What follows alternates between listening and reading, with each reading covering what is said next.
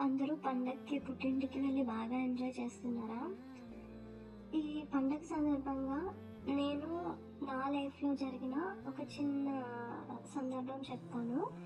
అంటే ఎలాగో పండగ సందర్భం వచ్చింది కాబట్టి చెప్తాను. చిన్నప్పుడు పండగ మొదలైందంటే చాలు మా అమ్మ చాలా హడావిడి చేసేది. ఎప్పుడెప్పుడు అమ్మమ్మ ఇంటికెళ్దామా? ఎప్పుడెప్పుడు అమ్మమ్మ ఇంటికెళ్దామా అని.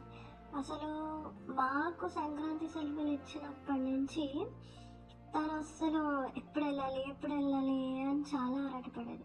అప్పుడు నేను అనుకునేదాన్ని, ఎందుకమ్మా ఇంత హడావిడి చేస్తున్నావు? ఎప్పుడు వెళ్ళేదే కదా! అదేమైనా కొత్త ప్లేసా?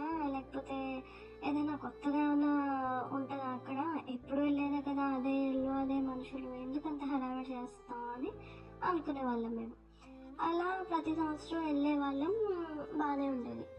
అయితే కొన్ని కొన్ని ఫ్యామిలీ ప్రాబ్లమ్స్ వల్ల, అంటే కొన్ని కొన్ని గొడవలు వాటి వల్ల మా మావయ్య కొన్ని సంవత్సరాల నుంచి మా అమ్మల్ని పండగకి పిలవడం మానేశారు. ఓకే. మానేశాక మా అమ్మ చాలా బాధపడేది. అంటే మా ఇంట్లో మేము చేసుకోగలం పండగ. మాకు చేసుకోగలిగే అంత అంత బానే ఉండేది. మా మా ఇంట్లో మాకు చుట్టాలు ఉండేవారు. మా అత్తయ్య వాళ్ళు అందరూ ఉండేవారు. కానీ మా అమ్మ చాలా బాధపడేది వాళ్ళు పుట్టింటికి వెళ్ళట్లేదు అని. మేము అనుకునేవాళ్ళం, ఎందుకు ఇంత ఇలా చేస్తుంది? ఇప్పటివరకు వెళ్ళేవాళ్ళం కదా! మన ఇంట్లో మనం చేసుకుంటే హ్యాపీగా ఉంటాం కదా అని అనుకునేవాళ్ళం. అప్పుడు అమ్మ అనేది, మీకు ఇప్పుడు తెలీదు, మీకు పెళ్ళయి మీరు అత్తగారింట్లో ఉన్నప్పుడు అప్పుడు తెలుస్తుంది పుట్టింటి విలువ అని. కానీ ఆ మాటలప్పుడు ఏదో అలా తీసి పడేసేవాళ్ళం. కానీ ఇప్పుడు పెళ్ళయ్యి అత్తగారింటికి వచ్చిన తర్వాత అసలు పుట్టింటి విలువ అంటే ఏంటో తెలుస్తుంది.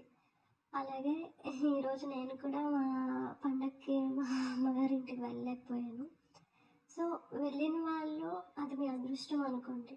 వెళ్ళిన తర్వాత అక్కడ ఏదైనా చిన్న చిన్న వాటికి గొడవలు పెట్టుకోవడం, ఇలాగ వదిన మరదళ్ళ మధ్యలో చిన్న చిన్న అహంకారాలు, గర్వాలు ఇలాంటివి చేయకండి. ఎందుకంటే ఎంతోమందికి అదృష్టం దొరకదు. సో, పండగ బాగా జరుపుకోండి.